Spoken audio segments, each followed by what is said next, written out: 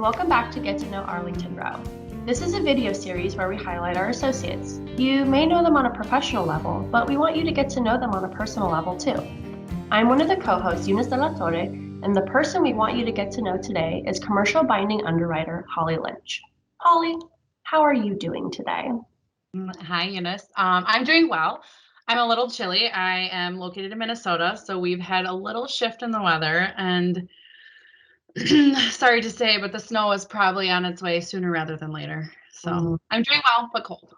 Okay. I know this is not one of the questions I'm gonna ask you today, but are you a summer person or winter? Like, are you more of a warm or cold weather? I am a summer person. I grew up on the lake, and so for me, the summer is my season. So I don't know. Maybe I have winter coloring, but as far as what I like, I am a summer girl. Well, we'll get started. So the first question that I have for you today is, if you could live anywhere, where would it be?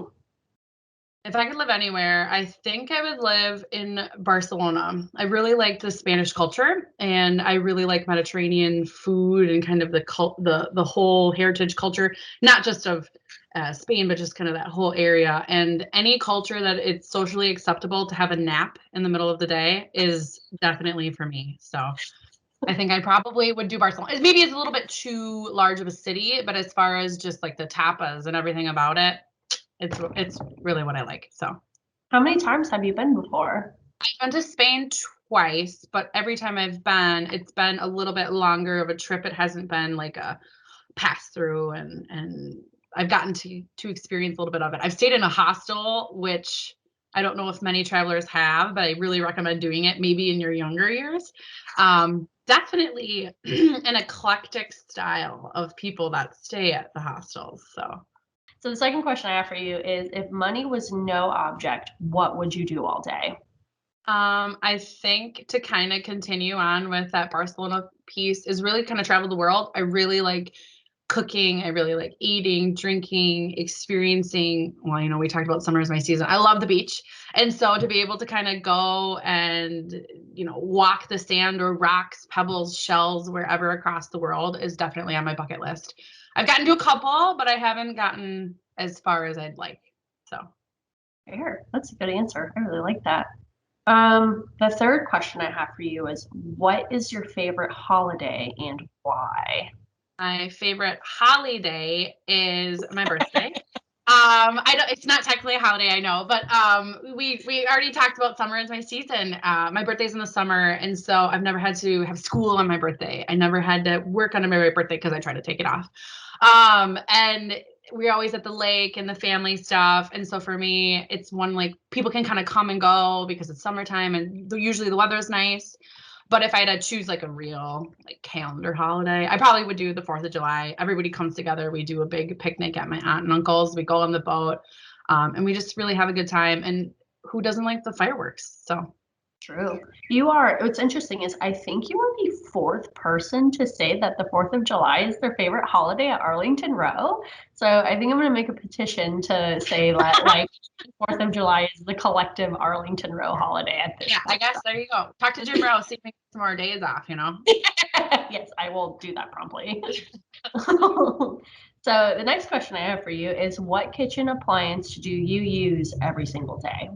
I use my Nespresso every day. So prior to the pandemic, I had gotten on that bandwagon because I was trying to cut back on the spendings. When you work out in the world, you just spend more money. And so I was trying to get on that, be a little bit more environmentally conscious because the Nespresso pod is actually recyclable. So you can send it to them. They compost the espresso waste, and then they recycle the aluminum. And so I use that every day. And then, pandemic wise, I'm so glad I had that because it's that caffeine in the morning. Who doesn't need that? So that's what I've used every day. Probably hands down. Maybe not every day, but every working day. The last question that I have for you is, what is the scariest thing you've ever done and why did you do it? The scariest thing I ever did at the time wasn't scary, but as I've gotten older, I've looked back on it and really thought, what were you doing? I went to Hawaii when I was 20 visiting my grandparents, and there's a little island off of the coast of Oahu where I don't know what the actual native Hawaiian name is, but they call it Chinaman's hat, and so it looks like a hat that someone would wear when they were working in the rice fields. But I swam to there from the coast, and we had talked to the locals. They didn't recommend it. It was high tide. They didn't recommend it. It was not a good day. They didn't recommend it. And it was my last day, and I thought, I'm going to go. I'm going to do this. I know everything. And my grandfather and I swam out there. We didn't have flippers. We didn't have snorkels. We just had goggles, and we went. It was really cool. We were on a little island. Nobody else was there. We got to see the crabs and the birds and everything. And it just was so peaceful. And then we swam back. Oh, we almost got swept out to sea. The Coast Guard almost had to come, just at the time, it was just adrenaline. You just go and you get through. And then when we researched it after we, decompressed, it was like the most shark infested waters of Hawaii. Oh, you're going to get swept out to sea because of XYZ, it's so dangerous. And it was one of these things, like at the time, I really thought I was immune, I suppose. And then as I've looked back, and I've even returned to Oahu and seen that stretch of water. I think it's like maybe 3 football fields. I could be misquoting. I don't remember, but it's long enough. And excuse me. And it's just like, what was I doing? What was I thinking? Why do you do that? You hear a local who says, oh, please don't do that, young, dumb tourist. But so at the time, again, not scary. After the fact, kind of scary, so. Yeah, I'm glad you made it safe. Yeah, I know.